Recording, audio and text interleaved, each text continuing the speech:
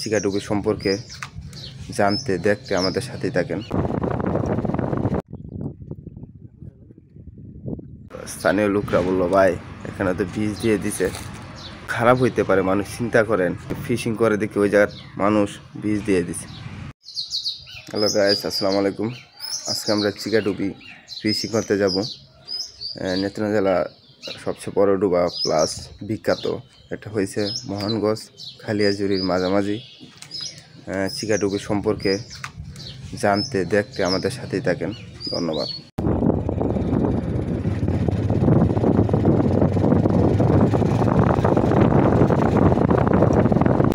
এই যে আমরা চিকাডুবি এসে পড়ছি, অনেক সুন্দর হাওরের মধ্যে।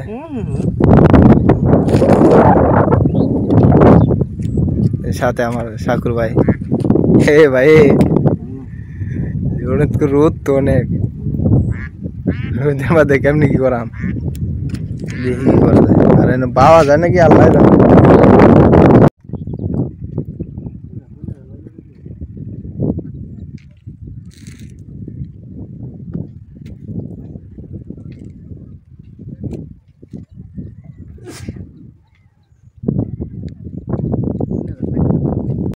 আসসালামু আলাইকুম রহমতুল্লাহি ওয়া বারাকাতুহু।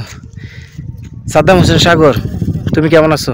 আলহামদুলিল্লাহ ভাই। ছোট্ট করে একটা সাক্ষাৎকার দিবা। জি ভাই। তুমি যেখানে আসছো এই জায়গাটা সম্পর্কে এবং এখানে কি মাছ আছে কিনা এবং এইটা আসলে কোন নদীর সাথে মিশে আছে, কেন এখানে মানুষ আসে টুকটাক, আর কেন এখানে নিষেধ, এবং সবকিছু পরিবেশ মিলে সংক্ষিপ্ত করে একটা সাক্ষাৎকার দাও।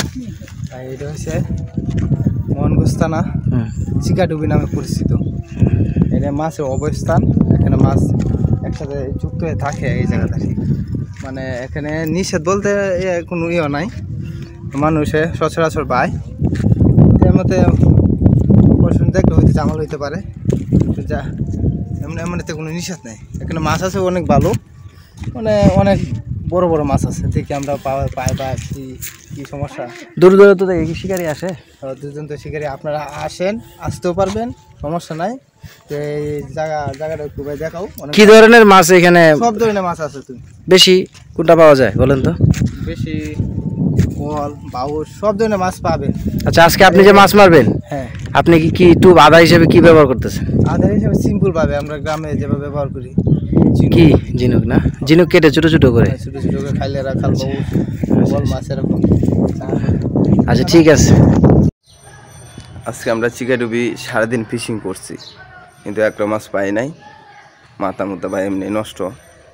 বাদে স্থানীয় ভাইদের কাছে জিগাইলাম যে ভাই সারাদিন চিকাডুবি একটা বিখ্যাত ডুবা, সারাদিন পাইলাম ভাই একটা মাছের খাওয়া পাইলাম না।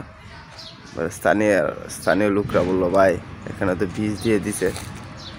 তাহলে ভাই কতটুকু খারাপ হইতে পারে, মানুষ চিন্তা করেন যে একটা ডুবা, মানে মাছ এখানে থাকে ওই জায়গা, হ্যাঁ, ফিশিং করে দেখি ওই জায়গার মানুষ বীজ দিয়ে দিছে।